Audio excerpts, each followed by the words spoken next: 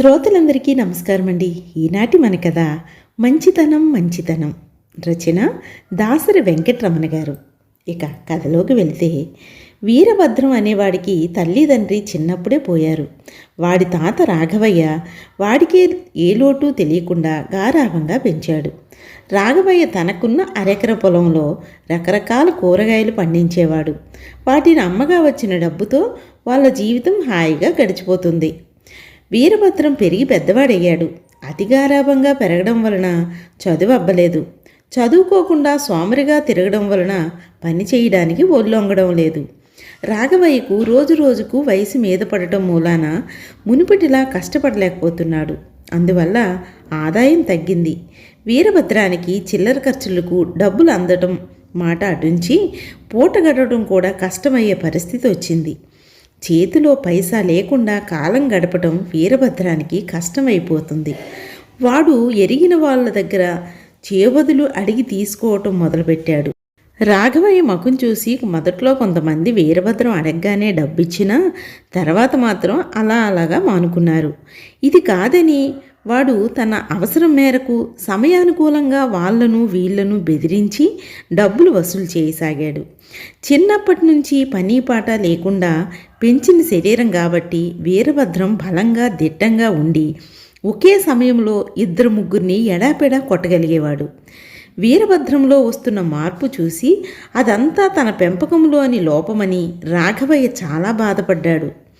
వీరభద్రం ఊరి మీద పడి తిరుగుతూ ఆకలి అనిపించినప్పుడల్లా చిరుతిళ్ళు తింటూ రాత్రికి ఏ గుళ్ళోనో సత్రంలోనో పడుకుంటూ క్రమంగా ఇంటికి రావడం మానేశాడు. ఒకసారి వీరభద్రం సత్రంలో పడుకొని ఉండగా ఒక సంఘటన జరిగింది. ఎప్పుడూ వీరభద్రం చేత తన్నులు తిన్నవాడొకడు ఎదురు దెబ్బ తీయాలని అదును కోసం చూస్తున్నాడు. వాడికి వీరభద్రం సత్రంలో పడుకున్నాడని తెలిసి అర్ధరాత్రి వేళ వాడి అంతం చూడాలని వచ్చాడు. కానీ అక్కడ పడుకున్న కుక్కొకటి వాడిని చూసి మొరిగింది.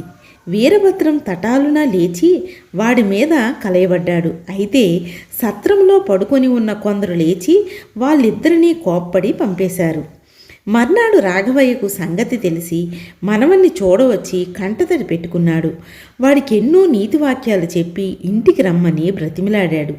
కానీ వీరభద్రం ఏమీ వినిపించుకోకుండా తనను కాపాడిన కుక్కను దగ్గరికి తీసుకుని ప్రేమగా నిమురుతూ ఉండిపోయాడు. అది మొదలు ఆ కుక్క వీరభద్రం ఆరో ప్రాణమైంది. వాడు ఎక్కడ తిరిగినా అంటి పెట్టుకుని ఉండేది. అక్కడికి సమీప గ్రామంలో వారం సంత జరిగేది. సంతలో వాడు అంగళ్ళ వెంట తిరిగి డబ్బులు వసూలు చేసేవాడు. వాణ్ణి ఎదిరించే ధైర్యం ఎవరికీ ఉండేది కాదు. వాడి కుక్క అడ్డమైన తిండి తిని పులిలా తయారైంది. అది వీరభద్రం మీద ఏగ వాలనిచ్చేది కాదు. వాడిలో దౌర్జన్యం బుద్ధి పెరిగింది. క్రమంగా వాడి సంపాదన కూడా పెరిగింది. కొత్త పరిచయాలు, స్నేహితులు పెరిగారు. వాడి తాత రాఘవయ్య గురించి దాదాపు మరిచిపోయాడు. ఒకరోజు వీరభద్రం రాఘవయ్యకు జబ్బు చేసి మంచాన పడ్డాడని తెలిసి చూడ్డానికి వెళ్ళాడు. రాఘవయ్య మనవడిని దగ్గరికి తీసుకొని, నాయనా, నీ గురించి నాకు చాలా బెంగగా ఉందిరా, ఎలా బతుకుతావో ఏమిటో అన్నాడు.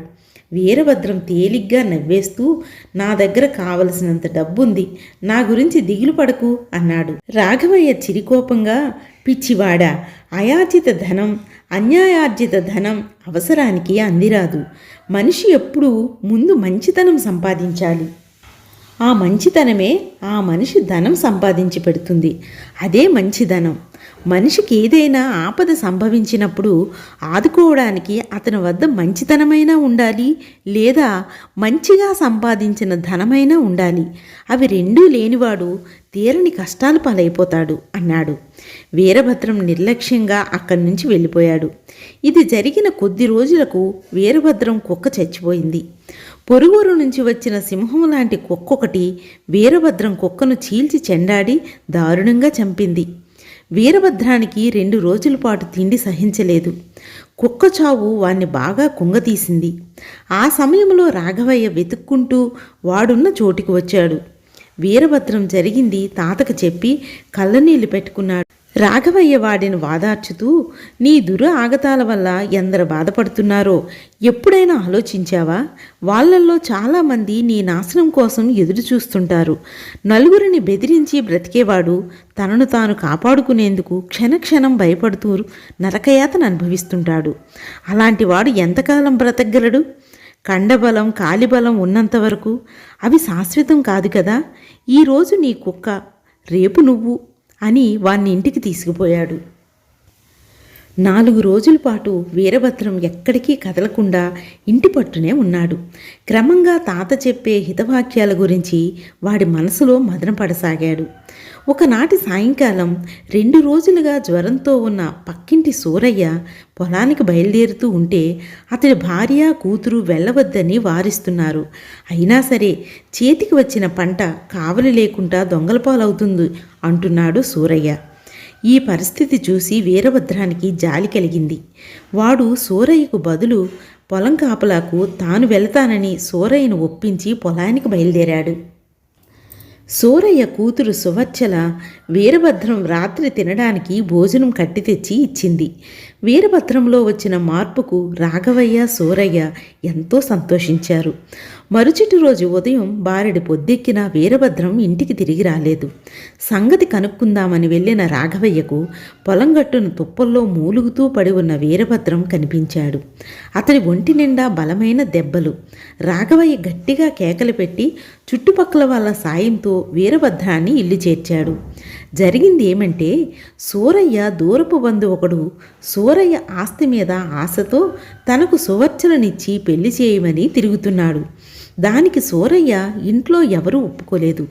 సూరయ్యను అడ్డు తొలగించి ఆడవాళ్లను ఆస్తిని దారికి తెచ్చుకోవచ్చనే ఉద్దేశంతో 4 మనుషుల్ని వెంటబెట్టుకొని సూరయ్య కావలి ఉండే పొలానికి వచ్చాడు. తగు జాగ్రత్తలో ఉన్న వీరభద్రం వాళ్లతో కలబడ్డాడు. చీకట్లో ఆ మనిషి సూరయ్య కాదని తెలియటానికి వాళ్లకు చాలా సమయం పట్టింది. ఈ లోపల వీరభద్రానికి బాగా దెబ్బలు తగలడం జరిగింది. సూరయ్య చేయించిన వైద్యంతోనూ సువర్చన చేసిన సపర్యలతోనూ వీరభద్రం త్వరగానే కోలుకున్నాడు. ముఖ్యంగా తన తండ్రిని ముందు ఊహించని విధంగా రక్షించిన వీరభద్రం అంటే సువర్చలకు ఎంతో గౌరవ అభిమానం కలిగింది. పోయావు కదా, నీ మంచితనానికి ప్రతిఫలం ఏమిటో తెలుసా? తనకున్న 5 ఎకరాల పొలాన్ని నీకివ్వటానికి సూరయ్య ఒప్పుకున్నాడు. నీకు భార్య కావటానికి సువర్చల ఒప్పుకుంది.